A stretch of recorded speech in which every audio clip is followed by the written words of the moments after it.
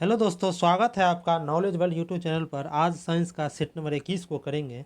उससे पहले जो भी दोस्त चैनल पर नए हैं वो चैनल को सब्सक्राइब कर लें, और जो भी दोस्त पिछला वीडियो नहीं देखे हैं वो चैनल के प्लेलिस्ट में जा कर के पिछला वीडियो को देख लें।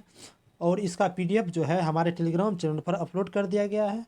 टेलीग्राम चैनल का लिंक इस वीडियो के डिस्क्रिप्शन में तथा कॉमेंट बॉक्स में पिन कर दिया गया है। चलिए आज के पहला प्रश्न को देखते हैं। तो पहला प्रश्न है कि सबसे कठोर धातु कौन सा है? इनमें से सबसे कठोर धातु कौन है? तो सबसे कठोर धातु प्लेटिनम होता है, जो कि ऑप्शन नंबर सी में दिया हुआ है। ठीक। और क्वेश्चन नंबर 2 है कि सबसे कठोर तत्व क्या है? तो सबसे कठोर तत्व पूछा है तो तत्व में हीरा हो जाएगा, या इसे हम अधातु भी पूछता तो हीरा होता है। चलिए अगला प्रश्न है कि कार्बन द्वारा मजबूत बंध के गठन का एक कारण इसका डैश आकार है।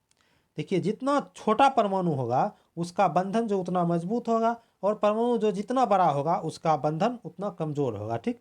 तो ये कार्बन का जो बंधन क्या हुआ है? मजबूत है, मजबूत बंध है, तो इसका आकार क्या होगा? छोटा होगा, जो कि ऑप्शन नंबर सी में दिया हुआ है। चलिए अगला प्रश्न है कि कार्बन का कौन सा अपरूप जियोडेसिक ग्लोब के रूप में है? तो जियोडेसिक ग्लोब कहे या फुटबॉल के रूप में कहे तो फ्लोरीन हो जाएगा, जो कि ऑप्शन नंबर ए में दिया हुआ है। ठीक। अगर पूछेगा हीरा का संरचना कैसा होता है तो हो जाएगा चतुष्फलकीय हो जाएगा। ठीक।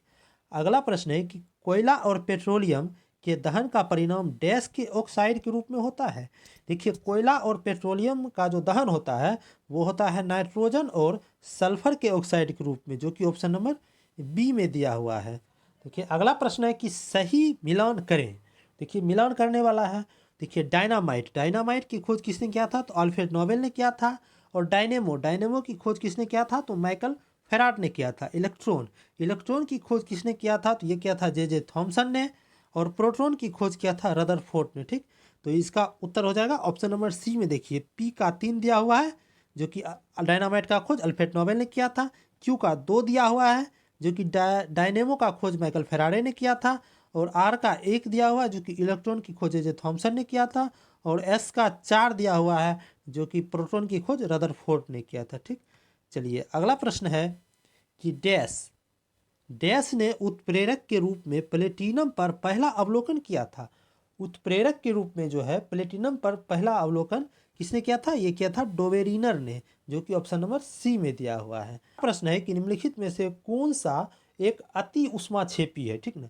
तो अति उष्माक्षेपी यानी उष्माक्षेपी अभिक्रिया वो अभिक्रिया है जिसमें कि उष्मा निकलता है। कोई भी अभिक्रिया उसमें अगर उष्मा निकल रहा है तो उष्माक्षेपी हो गया। अगर उसमें ज़्यादा उष्मा निकल रहा है तो वो हो जाएगा अति उष्माक्षेपी अभिक्रिया। देखिए ऑप्शन देखते हैं। ऑप्शन है जल में वॉशिंग सोडा का घोलना, बी ऑप्शन है कि जल में ब्लीचिंग पाउडर का घोलना, सी है कि जल में सल्फ्यूरिक अम्ल का घोलना, डी है कि जल में कॉपर सल्फेट का घोलना। देखिए इसका उत्तर हो जाएगा ऑप्शन नंबर सी।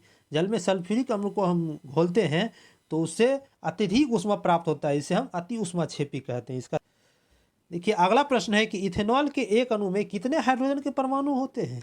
देखिए इथेनॉल का फॉर्मूला होता है C2H5OH।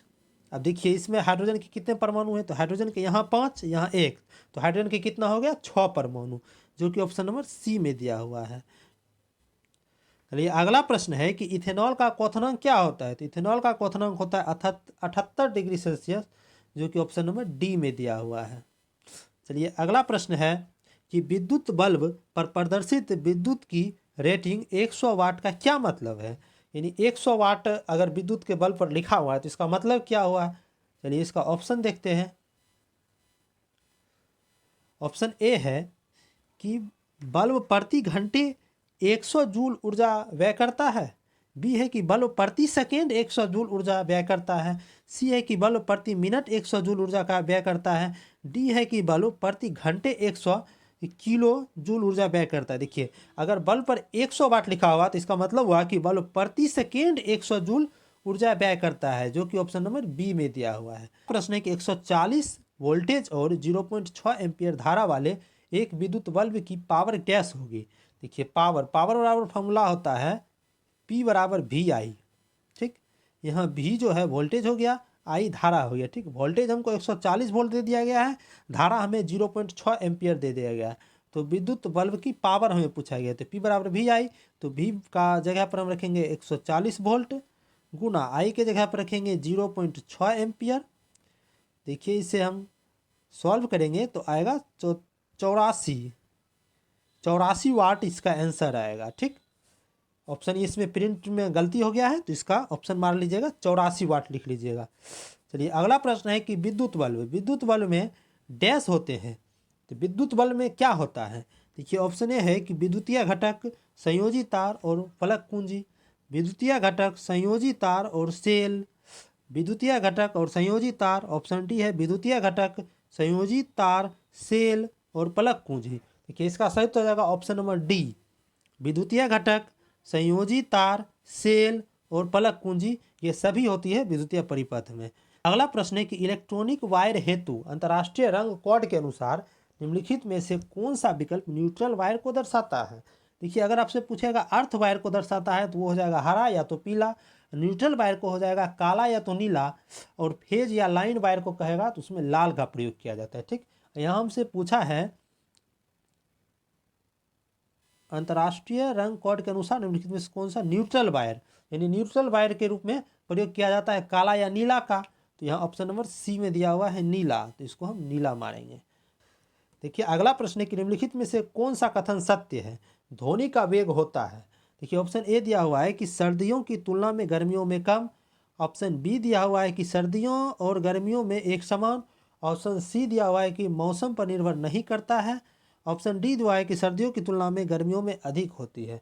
देखिए ध्वनि का वेग जो होता है वो तापमान के समानुपाती होती है। अगर टेम्परेचर बढ़ेगा तो ध्वनि का वेग भी बढ़ेगा, और अगर टेम्परेचर घटेगा तो ध्वनि का वेग भी घटेगा। ठीक, देखिए सर्दी में जो है टेम्परेचर कम रहता है तो वहाँ पर ध्वनि का वेग भी कम रहता है, और गर्मी के मौसम में टेम्परेचर अधिक रहता है तो वहाँ पर ध्वनि का वेग भी अधिक रहता है।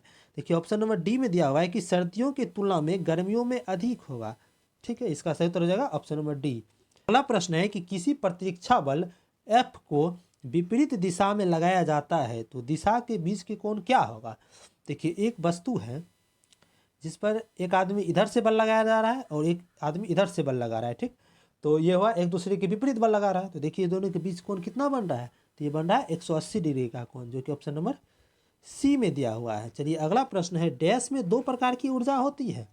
देखिए यांत्रिक ऊर्जा जो होती है उसमें दो प्रकार की ऊर्जा होती है, उसमें काइनेटिक एनर्जी और पोटेंशियल एनर्जी दोनों होती है यांत्रिक ऊर्जा में, जो कि ऑप्शन नंबर ए में दिया हुआ है।